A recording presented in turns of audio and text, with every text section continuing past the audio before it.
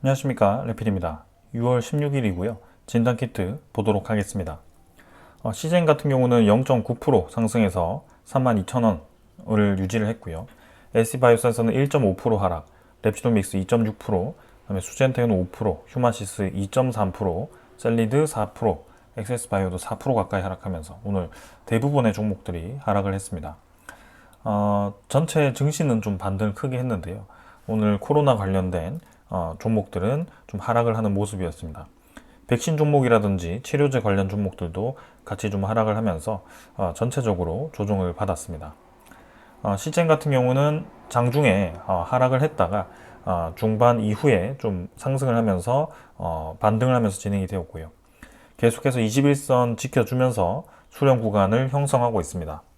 그래서 오랫동안 이제 한 2, 3주 정도 가까이 같은 위치에서 이 횡보를 좀 했기 때문에 이제는 추가적인 움직임이 좀 필요한 상황입니다. 그래서 위든 아래든 한번 이제 시세를 줄 때가 되었고요. 거래량이 좀 줄어 있는 그런 상태에서 다시 한번 큰 거래량이 나올 때까지를 좀 기다리고 있습니다. 아무래도 전체적으로 같이 좀 움직이는 형태가 강하고요. 그 시기를 좀 기다리고 있는데 최근에 이제 전쟁 이슈라든지 그런 이제 여러 가지 이슈들에 의해서 다른 테마들로 좀 이제 힘을 받으면서 진단키트 종목들이 좀 아직 뜸을 들이고 있는 그런 상황인 것 같습니다. 21선까지 마찬가지 SD바이오 센서도 비슷한 자리 계속 유지를 하고 있는 상황이고요. 다 동일한 형태로 수급이 지금 이 차트가 형성이 되어 있습니다. 랩주노믹스도 마찬가지입니다. 2620원 정도로 진행이 되었고요. 5일선과 21선 근처에서 지금 이제 형성이 되고 있습니다. 특히 랩지노믹스는 시젠과 SD 바이오센서랑은 좀 다르게 점점 이제 고점을 내리면서 저점은 같은 데를 이제 지지를 하고 있는 그런 상황이고요. 여기서 이제 추가적인 시세가 좀 나오기를 기다리고 있습니다. 그래서 마찬가지입니다. 그래서 여기서 시세가 나오든 위든 아래든 한번 나올 때가 되어 가는 것 같고 한번 좀 기다려 보도록 하겠습니다. 수젠텍도 마찬가지입니다. 지금 5% 가까이 좀 하락을 했는데요. 비슷한 위치에서 지금 수렴 구간을 형성하고 있습니다. 쭉 하락할 듯 하면서도 계속 상승 하락을 반복시키고 있는 그런 상황이고요. 이전과는 확실히 다르죠. 위쪽을 치고 나서 빠르게 떨어지는 느낌이 아니라 계속 횡보를 하면서 위아래로 폭을 주면서 옆으로 가격을 형성하고 있습니다. 그래서 추가적인 시세를 좀 기다리는 듯한 형태가 계속 이어지고 있습니다. 휴마시스는 다른 종목들 대비해서 조금 더 하락을 해서 5일선이 21선 아래로 좀 이제 내려오는 그런 상황이었고요.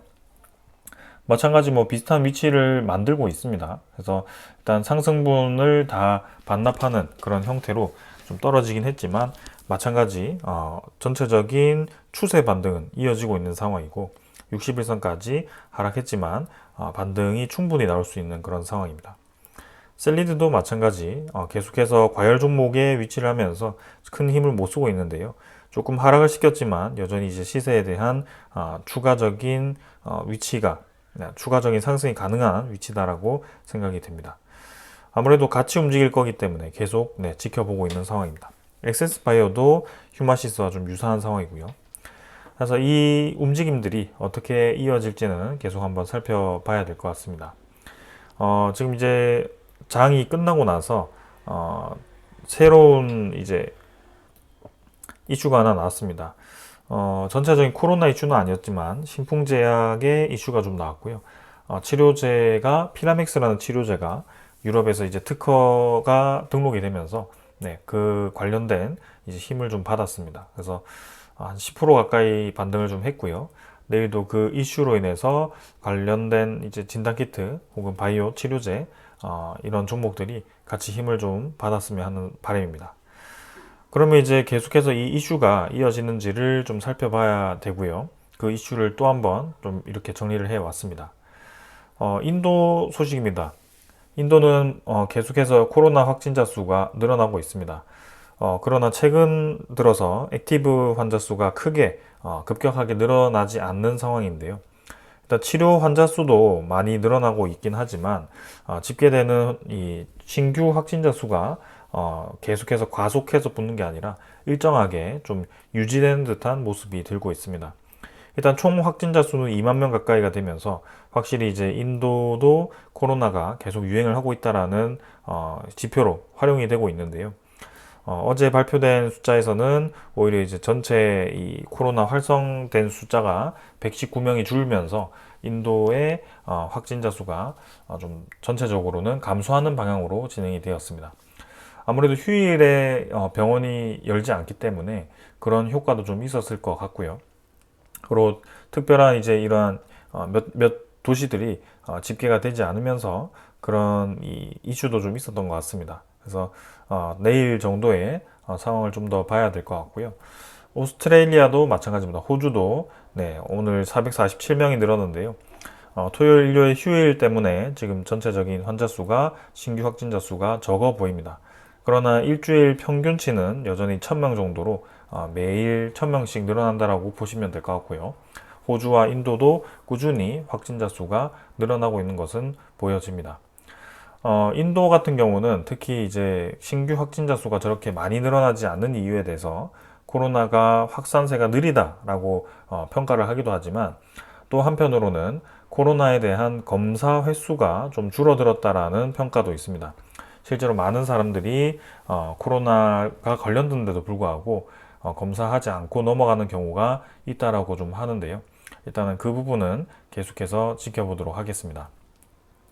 그리고 오랜만에 싱가포르 소식도 좀 나왔습니다. 싱가포르 같은 경우는 최근에 코로나 확진자 수가 신규 확진자 수가 감소 추세에 있다라고 얘기를 하고 있는데요.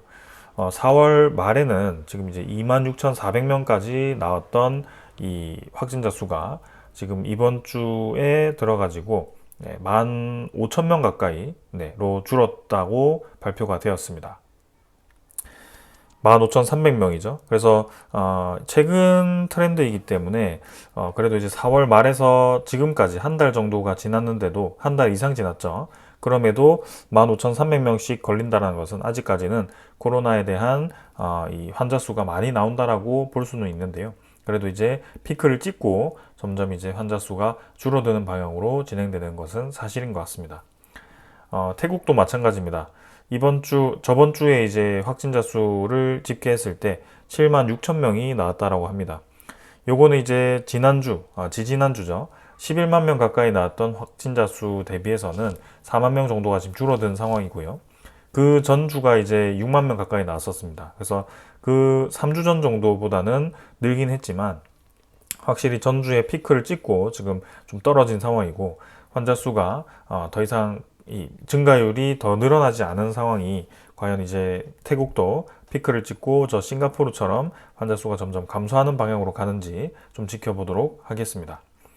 그래서 지금 동남아시아 쪽에서는 확진자 수가 이제 피크를 찍고 좀 내려가는 상황으로 진행이 되는 것 같은데요. 그 이외에 뭐 인도네시아라든지 베트남 혹은 이제 뭐 방글라데시라든지 그런 말레이시아 뭐 이런 국가들은 아직까지는 코로나 확산세가 그렇게 크지 않은 것으로 확인이 되었습니다. 그 외에 이제 유럽이라든지 미국 쪽에서 코로나가 좀 확산되고 있다라고 하는데요. 아직까지는 유의미하게 코로나가 엄청나게 크게 확산하고 있지는 않습니다. 실제로 미국 같은 경우는 양성률이 3% 가까이 정도이고 양성률이 3% 정도면 뭐 그렇게 심각하지는 않습니다. 그러나 양성률이 서서히 증가하는 경향이 있기 때문에 지켜볼 필요는 있을 것 같고요. 그리고 유럽 중에서도 지금 영국 쪽에서 점점 이제 확진자 수가 좀 늘어나는 추세가 있습니다. 6.9%까지 지금 양성률이 좀 높아졌고 이번에 이제 10% 정도까지 지금 입원율이 늘어났기 때문에 전체적인 이제 영국도 코로나에 대한 확진자 수가 늘어나고 있는 추세는 맞는 것 같습니다. 그렇기 때문에 이 새로운 확진자 수가 늘어나는 국가들이 서서히 또 생기고 있기 때문에 아직 코로나에 대한 이슈는 끝나지 않았다라고 생각이 되고요. 그리고 우리나라 같은 경우도 하수 검출량이 점점 늘어나기 시작했고 실제로 주변에도 코로나 확진자가 늘어나고 있는 상황이기 때문에 점점 이제 6월 말로 갈수록 그 상황이 현실화가 될 것 같습니다.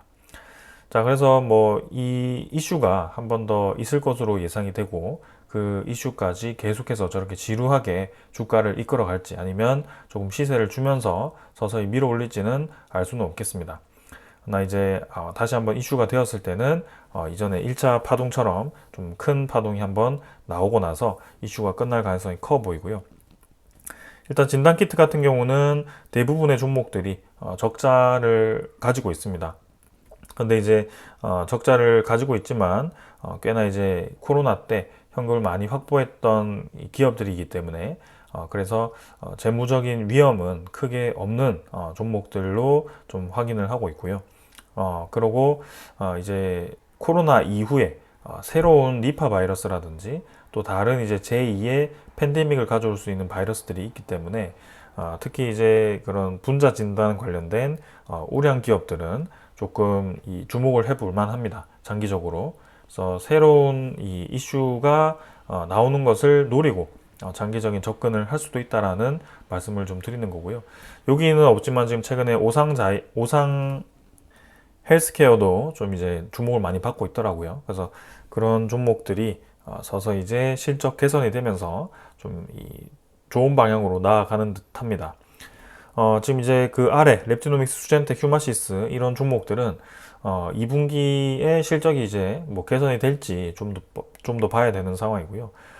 최근에 이제 동남아시아 쪽에 코로나가 급격하게 증가하면서 분명히 이제 수요가 발생한 것으로 기사가 났었습니다. 그래서 그 수요에 대해서 얼마나 또 매출을 발생시켰는지를 확인을 해봐야 될 것 같고요. 그리고 랩지노믹스 같은 경우는 좀 찾아보니까 미국 쪽에 수출을 주력을 하기 위해서 이 FDA 승인을 받지 않고도 수출할 수 있도록 거기에 랩지노믹스의 판매 기지들을 좀 인수를 했더라고요. 그래서 그것들이 이제 수익성을 보아야 되는데 최근에 이제 미국 쪽에서 양성률이 좀 증가하고 코로나가 확산되는 초기로 좀 보여지기 때문에 이번 여름에 그 미국 쪽의 코로나 확산의 정도에 따라서 랩지노믹스의 그 진단 키트 수익성도 좀 달라질 것으로 기대가 됩니다. 그리고 나머지 엑세스바이오도 좀 비슷하죠. 그 미국 쪽에 이제 판매하는 실적을 주로 영위하고 있는 기업이기 때문에 그쪽을 또 생각해 볼 수 있고요. 진단키트 근데 이전에 코로나 팬데믹처럼 계속해서 이 실적을 올릴 만한 소스라기보다는 이렇게 이제 팬데믹이 아닌 엔데믹으로 매년 여름에 지금 유행을 하고 있거든요. 그런 상황을 좀 보았을 때는 잠깐 이제 진단키트의 수요가 좀 늘었다가 좀 줄어드는 뭐 그런 상황이 좀 생기는데 최근의 움직임을 좀 보면 백신이라든지 진단키트가 이제 좀 오래된 것들이 많습니다. 특히 오미크론의 이 변이들이 계속해서 파생되어서 지금 이렇게 가지치기를 하고 있는 상황인데 이제는 진단키트도 오래되면은 새로운 변이에 대해서 검출을 하지 못할 수도 있습니다. 그래서 그런 부분들이 좀 있고 백신도 일정 시간이 지나면 폐기를 해야 되기 때문에 그것들이 계속 신규 구매가 이루어져야 되고 비축을 해두어야 되는 그런 상황이라 이제는 사이클이 돌면 이 진단키트 그리고 백신 관련 종목들도 조금 실적에 대한 개선 여지가 있다라고 생각은 됩니다. 그리고 아까 말씀드렸다시피 새로운 코로나 외에 다른 이제 질병에 대비해서도 그런 부분들이 이제 준비가 좀 되어야 될 것 같고요. 그런 것들을 계속 체크를 해보겠습니다. 자, 일단 전체적으로 정리를 해보면 한국을 비롯해서 이제 뭐 영국이라든지 미국 쪽이라든지 서서히 이제 이 코로나에 대한 확산세가 조짐이 보이는 국가들이 있습니다. 근데 아직은 동남아, 중국, 동남아 외에는 확산세가 엄청나게 큰 국가들은 없어 보입니다. 그나마 이제 인도가 최근에 주목을 좀 받았는데, 이 확산세가 검사 진단수가 좀 줄어서 그런지 조금 최근에 와서는 크게 우리가 유의미하게 늘어난다라고 보기는 어려운 데이터들이 보여집니다. 그래서 이제 새로운 확산세가 나타나는 그 국가들이 이제는 한 6월 말 정도 되었을 때, 7월 초 정도 되었을 때, 이 코로나에 대한 확산세가 어떻느냐에 따라서 좀 이러한 코로나 MB 8.1이라든지 XFG 이 부분에 대해서 올해 이 종결이 빨리 됐느냐 아니면 더 오래 가느냐 뭐 그렇게가 결정이 될 것 같고요. 확산세가 빠르긴 하지만 중증도가 그렇게 높진 않는 격이기 때문에 빠르게 와 이렇게 확산세가 늘어났다가 싹 사그라들 가능성이 큽니다. 그런 면에서 보면 진단키트 대부분의 종목들이 실적에 대한 이 엄청난 개선을 할 수 있는 기업들은 아니다라고 생각이 되고, 그 외에 이제 뭐 우량 기업들 위주로 본다면 이미 실적이 개선되고 있는 기업들이 있기 때문에 그 기업들 위주로도 주목이 가능합니다. 그래서 그것들 외에는 저는 이제 단기적으로 접근을 해야 된다라고 생각이 되고, 그 이슈는 6월 말에서 7월 초 정도로 생각을 하고 있습니다. 그래서 이제 매주 이렇게 확인을 해 볼 거고요. 네, 계속 이렇게 체크를 하면서 네, 상황을 지켜보도록 하겠습니다. 자, 오늘 여기까지 하고 마무리 하도록 하고, 일단 수렴 구간을 만들어 놨기 때문에 그 수렴 구간 이후의 움직임이 조금 기대가 됩니다. 그래서 이번 주 안에 움직임이 나올지, 이번 주도 한번 위로 한번 상승을 시키고 또 며칠 하락시키는 그 반복된 패턴을 만들지 계속 지켜보도록 하겠습니다. 자, 오늘 여기까지 하고 마무리하겠습니다. 감사합니다.